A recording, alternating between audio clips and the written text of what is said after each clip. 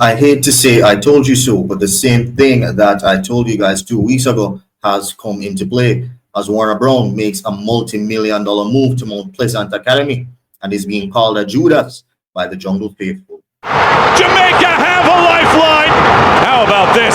Big up Gunnaz, I hear that. Don't know some of the Gunnaz myself, but big up Gunnaz. Them a backbiters, hypocritical, two-sideless. Hello and welcome back to the Gunnaz podcast. I'm your host Dicanio, an Arsenal fan that covers everything Reggae Boys and local football. If you enjoy the content that I do on this channel, remember to smash that like button.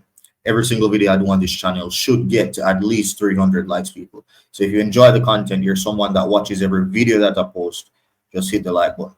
It's really appreciated. Also, another very free way to support the channel is by hitting the subscribe button. We're on a goal to 5,000 subscribers before the end of the month, and you guys can help us to get there. So if you're not yet subscribed, let's go ahead and hit that subscribe button. In this video, I'll be updating you guys on a few of our Reggae Boys who started their season, as well as talk about Warner Brown and his shock move to Mount Pleasant. Now, people, Norman Campbell, Ronaldo Cephas, Trevante Stewart, and Kahim Paris have all been making waves over the past week.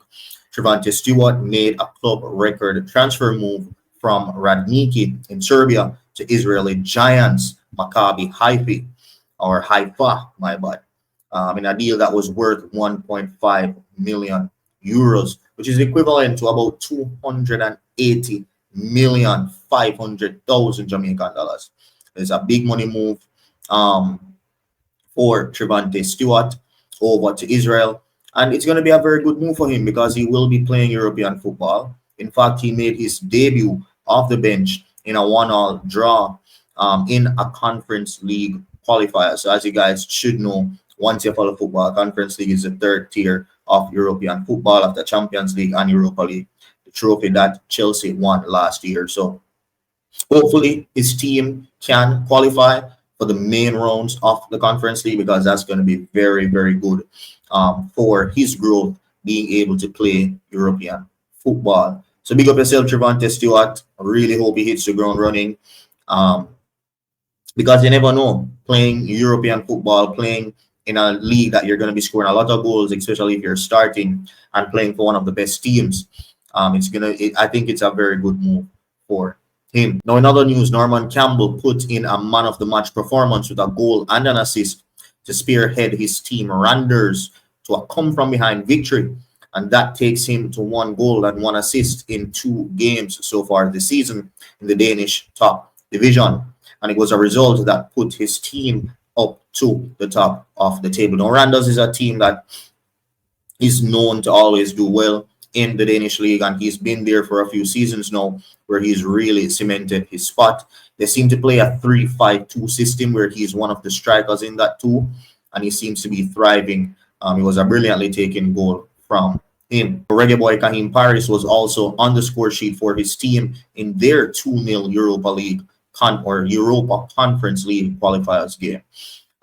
Mikel Antonio was also on the score sheet for West Ham's academy as he continues on his recovery on the road to full match fitness ahead of his return to club football. And last but not least, Ronaldo Cephas followed the footsteps of Shamar Nicholson and he joined the Russian Premier League to play for Nizhny Novgorod, where he will be looking to settle in and make an impact as soon as possible, because the team that he is going to be playing for is now at the bottom of the table in the relegation zone. There are only 2 games, I think, that have been played so far. They lost 2. So I think it's early days. He still can have a wonderful season individually and with his team as well. So I guess we'll just have to wait and see. Every day you wake, you ache because you know you're fake. And every step you take, I bring you closer to your grave. We call them modern day Judas. Now, full speed ahead, people. I'm going to talk about Warner Brown and his move to Mount Pleasant.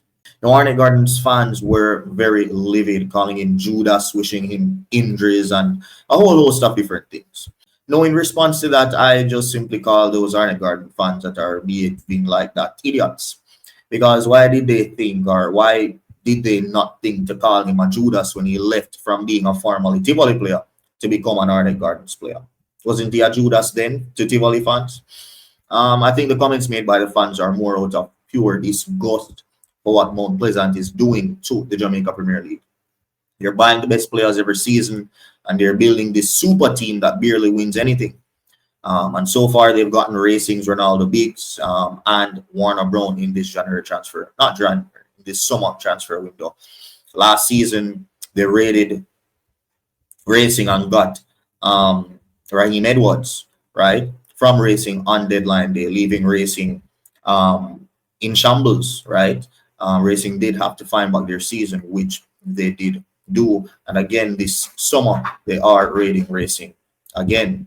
And honestly, it's a joke, and it's very unfair to the other clubs, especially due to the fact that there aren't any strict financial rules in place in the Jamaica Premier League to prevent teams from having that big of an advantage, like how you would have financial fair play or the profit and sustainability rules in Europe. However, when it comes to the actual player, the move will be a step up in every aspect. He will score more goals, he'll be earning way more money, and he will be doing all of that in the eye of the national team coach in a World Cup year, and all while playing for the best team in the island, pound for pound. I know for sure that there were offers from Europe, but I have no solid proof as to why he did not take those offers or why they did not go through. There are rumors that he potentially was not fit enough with potential injury risks that the team in Europe did not want to take. I can't confirm if those rumors are true or not. The point is, no matter what fans think, Warner Brown is in a much better position career-wise and financially-wise than he was a year ago. So for that, he will be happy with this decision that he made. Now, what that means for the league, though, is that Mount Pleasant has more enemies, for one, and will probably still be runaway winners for the first 3 rounds, scoring over 100 points, scoring a lot of goals, and probably still lose the playoffs. But what I am very interested in seeing from Mount Pleasant this year is how they perform in Concacaf and Caribbean competitions, because they have not been performing as expected at that level in recent years. And I think that is where the real money is. So if they're spending this amount of money, at some point, it's going to catch up, and they need to actually start performing on that pitch in the competitions that matter, so that they can actually get that return on their investment. That is it for this video, folks. Please share your thoughts below in the comment section. Do you guys think that Warner Brown is a Judas, or do you think he's just making the best decision? Football in Jamaica doesn't pay a lot, so if you get higher offers, you just move. There's no loyalty in football, especially in Jamaica, and that's just my opinion. So that's it for this video. Share your thoughts below in the comment section. Thank you guys for watching, and I'll see you next time. Peace. Jamaica have a lifeline. How about this? Big up Gunnaz, I hear that. Don't know some of the Gunnaz, but say, but big up Gunnaz.